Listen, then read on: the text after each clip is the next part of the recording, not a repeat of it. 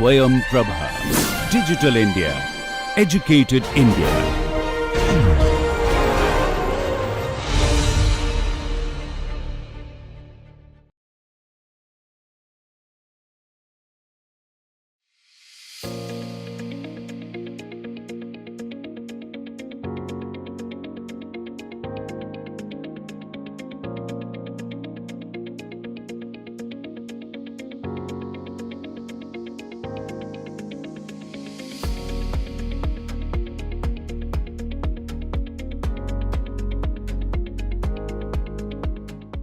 Hello everyone, welcome back.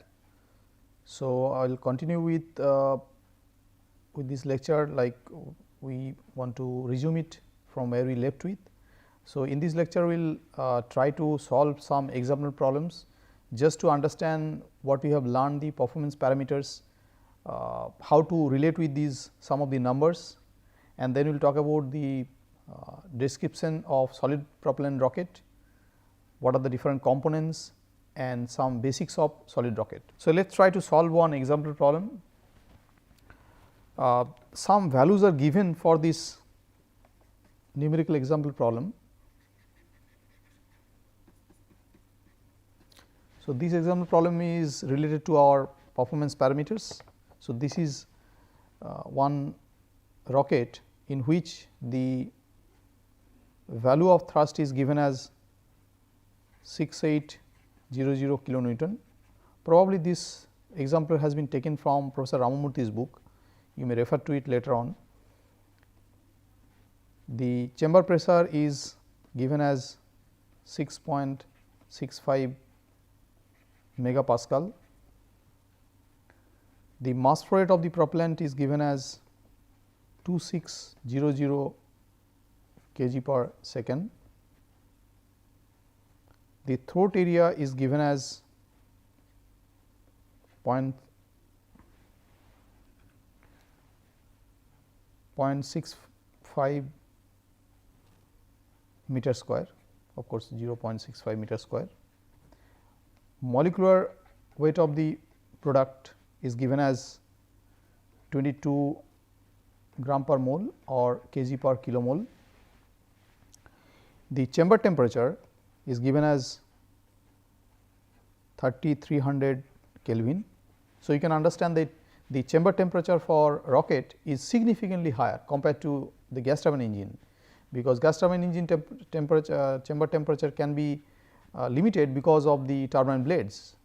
Because of the turbine blade materials, the chamber temperature, the turbine inlet temperature is limited, because the turbine blades cannot withstand very high temperature. Whereas, in rocket there are no rotating devices. So, the chamber temperature can be significantly higher. So, you can see it is like 3300 Kelvin. The value of gamma is given as 1.22. Now, it is asking us to find out the values like determine eta C star and ISP. So, we just learned today that what is eta C star. Eta C star is nothing but the C star efficiency, which relates the actual performance and the ideal performance, or as per the definition we know that eta C star is it relating the ideal C star velocity by the actual C star velocity. Now, our job is to find out the ideal C star from the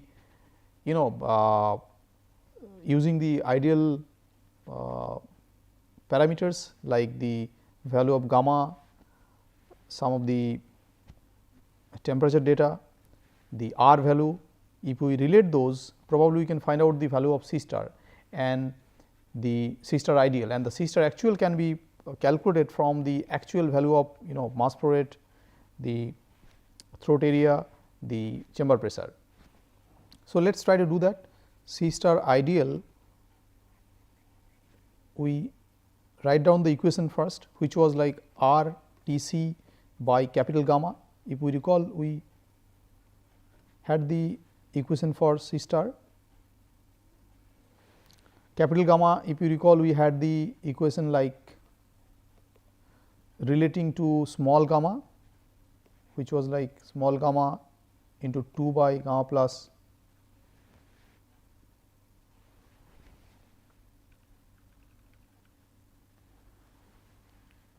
2 by small gamma plus 1 to the power gamma plus 1 by 2 into gamma minus 1. This was the equation for capital gamma. So, if you place the value of 1.22 for small gamma, you can find out the value of capital gamma, which is around 0.652. Now, R I think you can find out from the universal gas constant. So, if we do that, we can find out the value of R by considering Ru by molecular weight. So, one can find out this, put the value of that. Tc should be 3300 Kelvin. So, if you put the value here, let us put the Ru by molecular weight here. So, it is like 8314 by 22, then temperature is 3300 Kelvin, gamma we have just calculated, capital gamma 0.652. So, one can calculate the actual C star, which is going to be 1713 meter per second. Oh sorry, this is not actual, I am sorry, this is C star ideal, because we are using the ideal values here. So, it is ideal C star, which is 1713 meter per second. And what about our C star actual? C star actual can be found out from the actual pressure data and mass flow rate and throat area. Here it is given already. So, we can get the C star actual is going to be equal to, something is wrong here.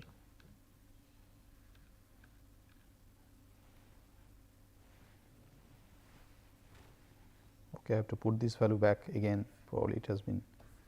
So, 8314 by 22 into 3300 divided by 0.652. So, that gives us the value of 1713 meter per second. This is my ideal C star. If you do the actual C star will be like,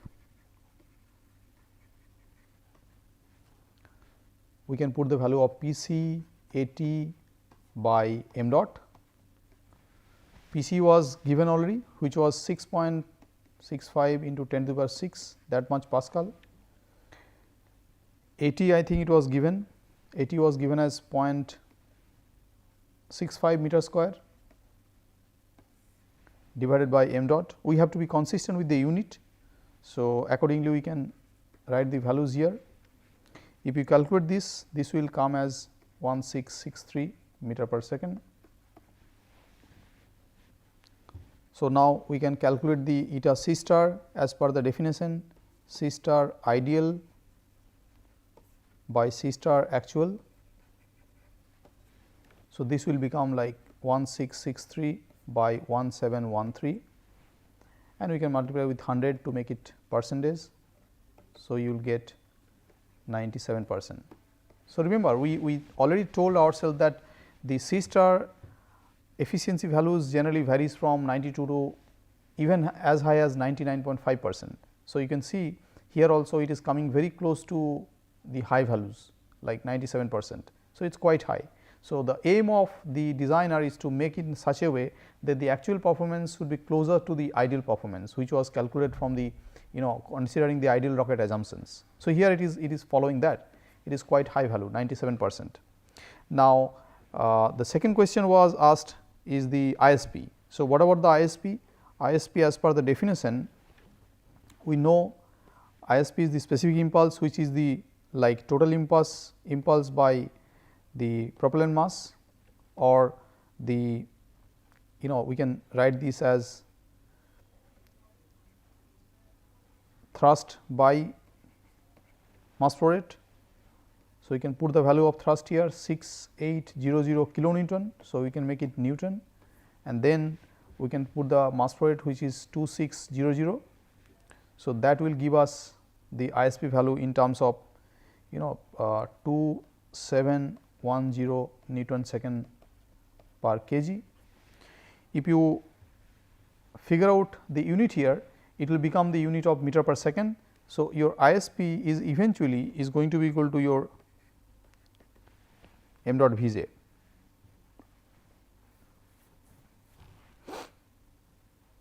Okay. So, that was the first example problem. Let us take another example problem, very simple one. We will try to do this. In a given problem, following data are given. So, let us take another one, that C star was given as 1220 meter per second, m dot was given as 73 kg per second. CF, now we are introducing CF here.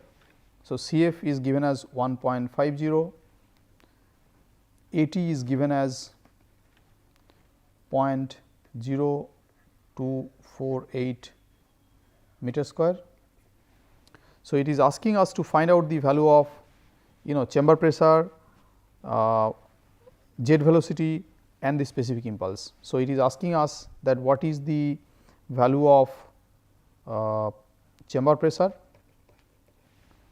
what is the value of thrust, what is the value of jet velocity, what is the value of specific impulse. So, these are the questions we have to answer.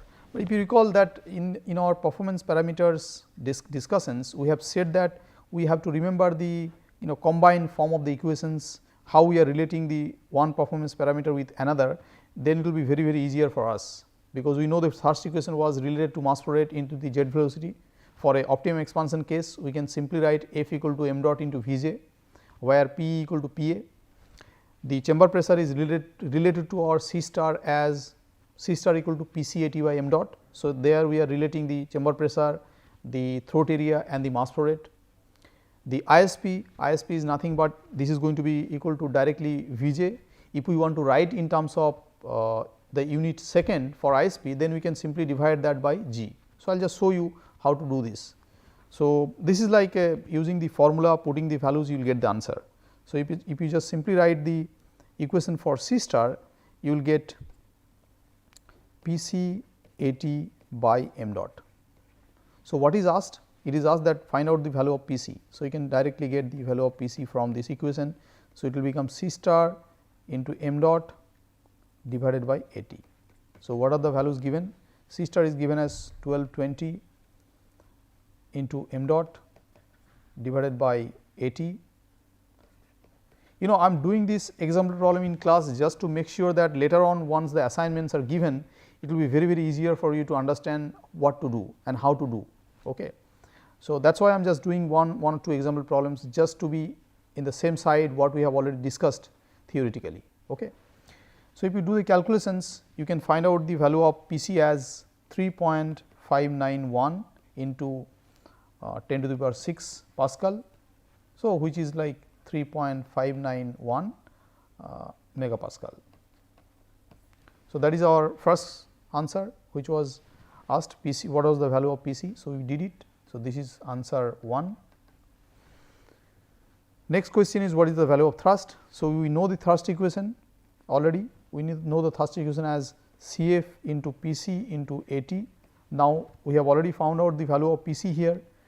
So, we can simply put the values here. Cf is already given, you see 1.5 into Pc we just got 3.591 into 10 to the power 6. At is given as 0.0248. So, it is actually a small rocket. So, 0.0248, that much of Newton. Okay. Make sure you use the consistent unit, then you will get the correct results. in case if you do any mistakes in the calculations, you should question yourself. For example, like the Vj value, if you get like couple of meter per second, then of course you know that you are doing something wrong. Okay. The jet velocity cannot be like 20 meter per second or 30 meter per second, since it is a rocket. So, we are expecting the jet velocity order of some 1000, like 1400, 1300, 1600 meter per second at least. For a larger rocket, you may expect the jet velocity can be as high as like 2000, 3000 meter per second. So, we should always check the numbers what we get out of the calculation. So, numbers are not just numbers, we have to relate with the physical implication, all right. So, if you calculate this, you will get the thrust as 133,590 Newton. Okay.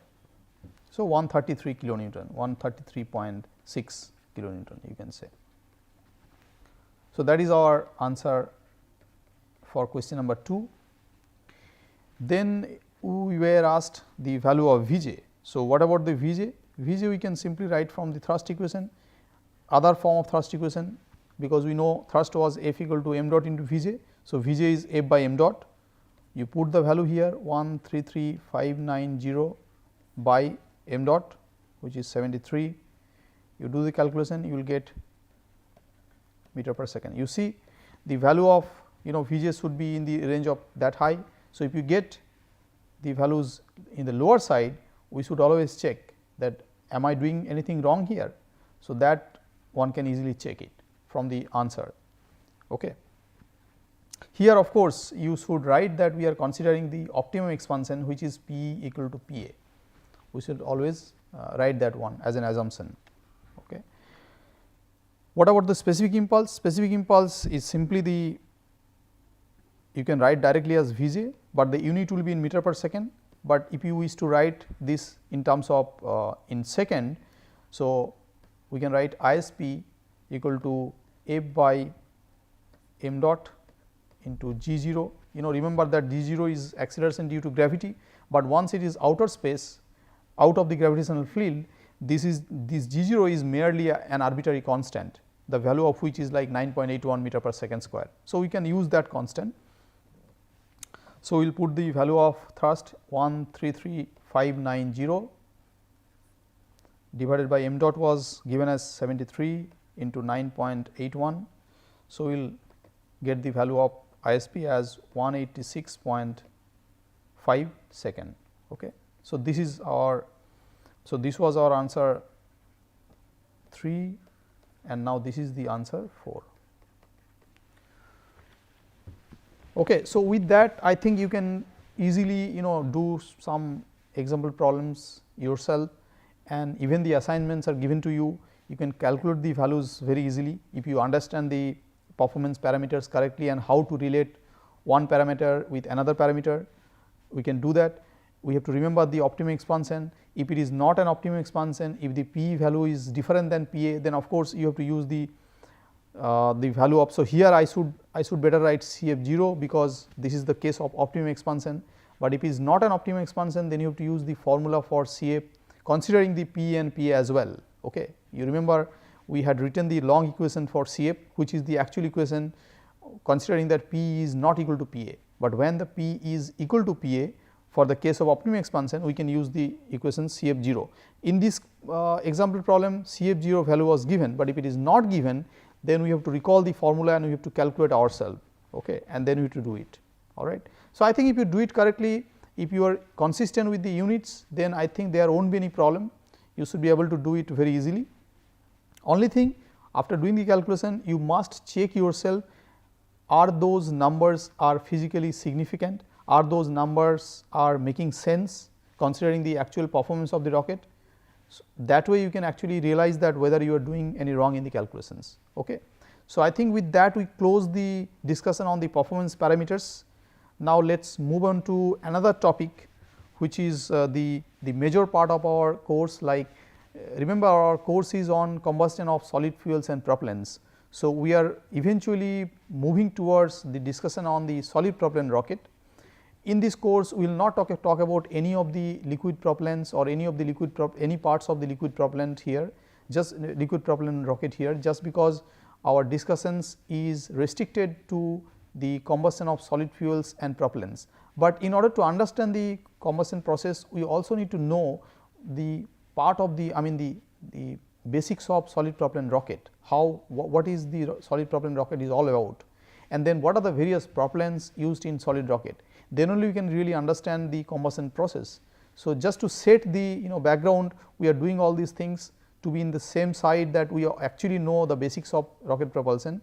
Now, we will move towards the basic discussion on the solid rocket, and then we will talk about the various things related to solid propellant rocket. So, if you look at this figure, it has been taken from again Sutton's book, which is another reference book we are using here.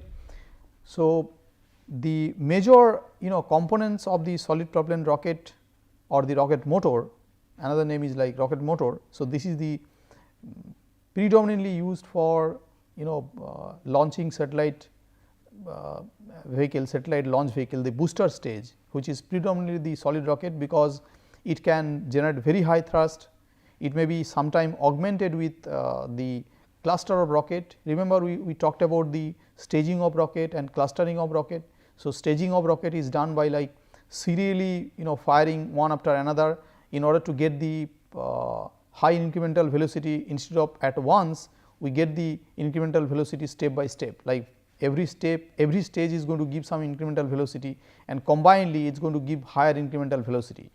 But in summary, if you say that the booster stage or the first stage is predominantly the solid rocket, it has the high density propellant compact placed in the smaller volume, because the high density propellant can be stored in a smaller volume, but it is a huge amount of propellant, you can say, because the takeoff thrust requirement is very high.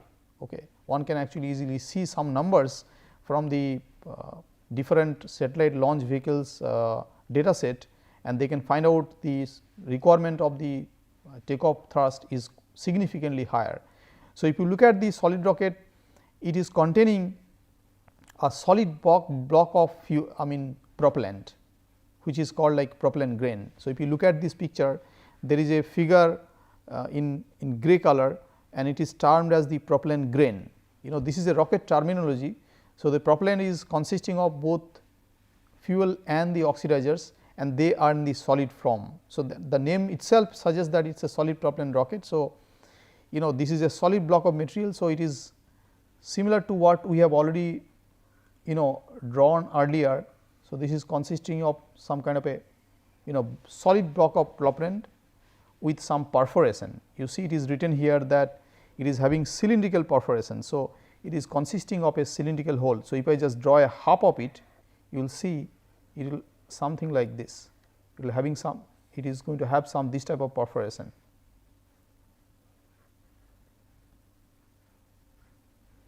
So, this is typically the inside of it. This is like it is a cylinder. So, once the burning initiate, once you ignite it, if you look at, there are various parts mentioned here, like the solid propellant grain has to be contained or has to be placed in the motor casing. So, if you see, the outer part is the motor case. So, here it is written here. It is a motor case body. So, that is containing the solid propellant. It will have some forward skirt, it will have some aft skirt, it will have some insulation, because it is subjected to very high temperature and of course, very high pressure as well. So, the material should withstand that high temperature, high pressure. It needs to have some kind of a liner just to handle the very high temperature. So, insulating material is required. The nozzle is actually connected to the end part of the rocket. So, you can see this is the nozzle, here is the nozzle throat, the nozzle exit is also given here. So, once the combustion takes place, but of course, the combustion has to be initiated by the igniter. So, the igniter will play an important role by igniting the initial layer of the propellant. So, if you look at the propellant surface, if I draw the 2D view of it, let us say this is the rocket. So, if you look at the 2D view of it, so igniter is going to give us some kind of a plume, you know. So, this is let us say igniter.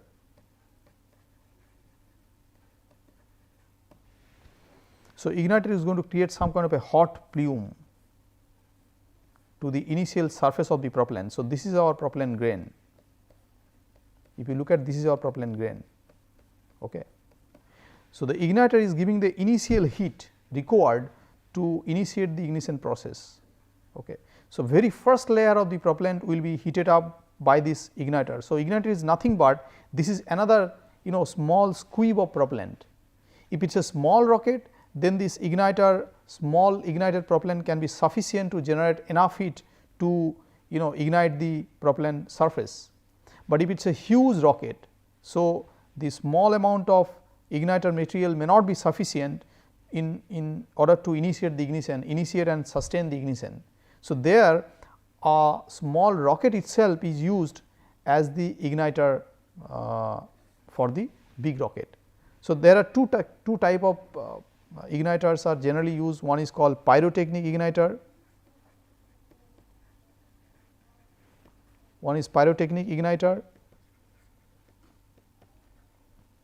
another is called pyrogen igniter.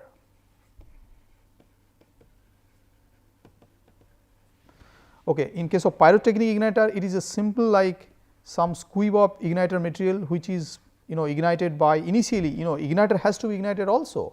So, it is squib of small amount of propellant, again it is a igniter propellant, we can say it is a different type of propellants. Of course, it may carry the similar type of oxidizer and fuel with some readily ignitable materials, some metal powders like boron, potassium nitrate are used as a igniter propellant. So, that will be initiated by some you have to supply some voltage that will initiate the some small ignition coil may be there, just like a you can say like nichrome wire which is going to heat up, which will ignite the ignition material, that will create some kind of a plume which will initiate the heating of the propellant surface, and that will decompose, that will pyrolyze, and the flame is going to form. Okay. But for a bigger rocket, this plume may not be sufficient to initiate the ignition. So, there a small rocket itself will be used as the igniter. So, if it is a huge rocket, a small rocket itself can be used to ignite the propellant. This plume should come from a small rocket. I will show you a better picture of this one. So, this is like the pyrogen igniter, this is the pyrotechnic igniter. Okay. So, this is the igniter, you can see igniter is an important part there.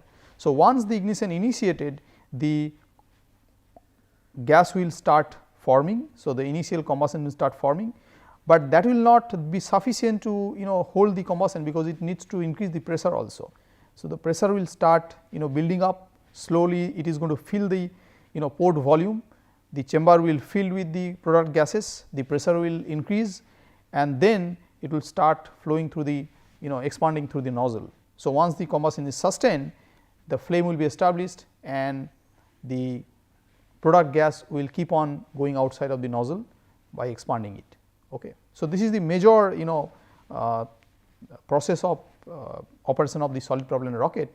The various parts are involved, there are many things involved there. So, what we will try to do here is we will try to give some brief description of this solid propellant rocket in terms of its functionality, in terms of some of the internal ballistics of the solid propellant rocket, just to be in the same platform that we have some basic knowledge of solid propellant rocket in order to understand the combustion processes later on. Okay. And of course, we must need to learn the various type of propellant, otherwise whatever the combustion process we learn, for what type of propellant. So, we definitely need to know the different types of propellants, and there are different ingredients involved in those particular propellants. Okay. So, I think we will spend some time on this one regarding the description part in the following lecture. So, till then take care, thank you.